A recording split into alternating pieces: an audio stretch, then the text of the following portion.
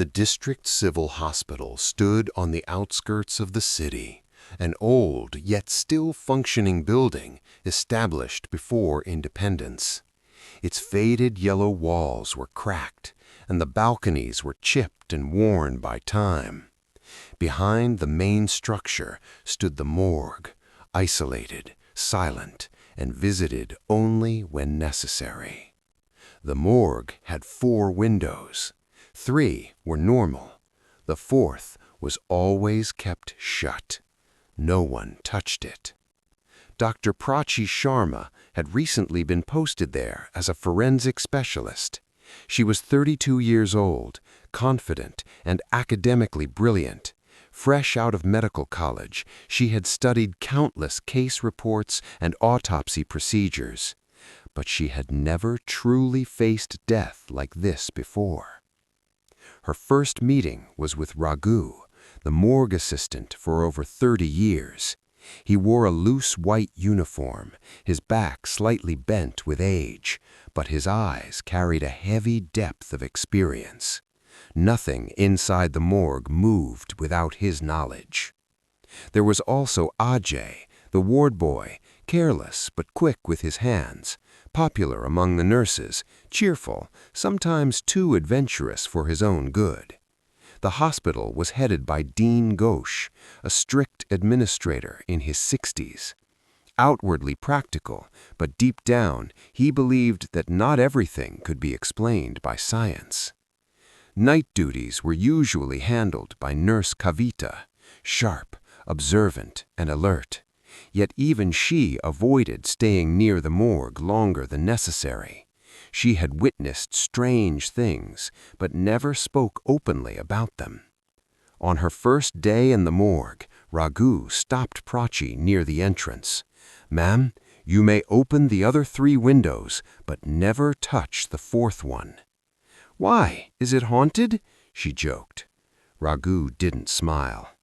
"Everyone laughs at first, then one day they leave quietly." Prachi ignored it.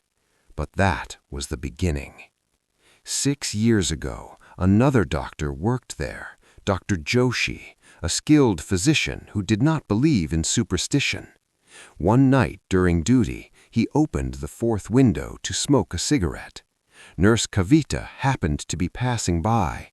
She saw a strange mist flow inward as soon as the window opened. Dr. Joshi stood frozen, staring at something invisible. When she returned minutes later, he was sitting on the floor, eyes wide open, sweat pouring down, staring at the window.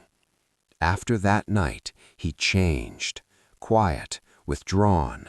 He submitted a transfer request, but 2 weeks before approval, his body was found beneath that same 4th window in the hospital courtyard. No injuries, eyes open, face frozen in terror. Since then, the administration ordered that the 4th window must remain permanently shut. Prachi continued her routine, perform autopsies, write reports, go home. The window meant nothing to her, until one day, due to lack of space, she unknowingly placed an autopsy table directly in front of it, with a fresh body lying upon it. She had no idea what door she had just opened. That night was a new moon, complete darkness. Around midnight, the lights began flickering. "The generator is on. Why are they flickering?" she muttered. Raghu stepped inside quietly. "Ma'am, it's the new moon, and you placed a body before the 4th window." For the first time, Prachi felt uneasy.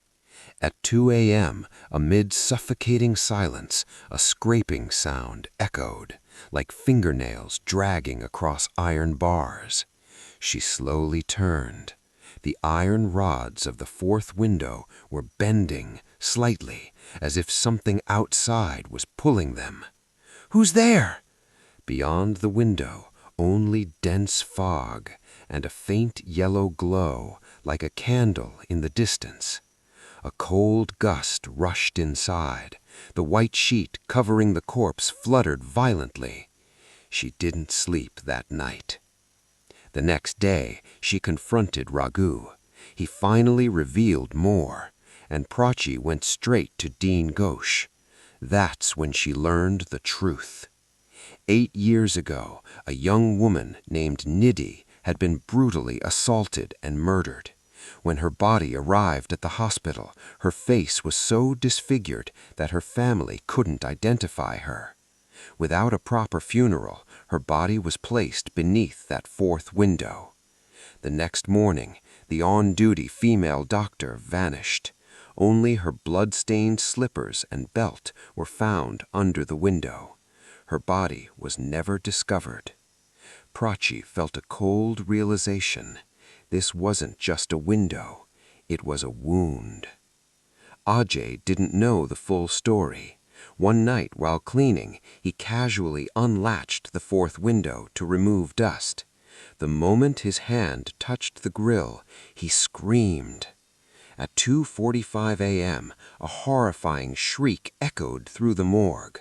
Nurse Kavita ran inside. Ajay lay on the floor, eyes wide open, mouth frozen mid-scream, face pale with unbearable terror. Near the window stood a figure, a woman in a red sari, her face blurred in mist. Then, gone. Prachi believed Nidhi's soul wasn't evil, it was restless. She convinced Dean Ghosh to allow a ritual. On the next new moon night, an expert spiritual practitioner, Baba Maheshwar Nath, sat before the fourth window. Sacred ash lines, chants, circles drawn in red sandalwood. Prachi installed a camera. At exactly 3 a.m., the chains on the window rattled. The temperature dropped. The camera screen went blank.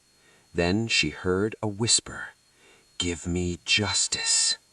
A shadow appeared, burned skin, half-open lips, blood-stained sari. "No one performed my last rites. I waited. I was forgotten." Prachi trembled. Tears filled her eyes. "I promise I will give you peace." The priest threw sacred ash toward the window. A piercing scream tore through the room. Then silence. Prachi reopened Nidhi's case. Through hospital records and DNA testing, she found her family. They had lost hope long ago. A week later, with full rituals by the Ganges River, Nidhi's final rites were performed. That night, the fourth window shut on its own. No scraping sounds, no shadows, only still air. Peace. The hospital later placed a lock and a small goddess image over it. Some say spirits wander until they receive justice. And the fourth window wasn't just a window, it was a call for closure. Like this video, subscribe to the channel, and follow us for more amazing content.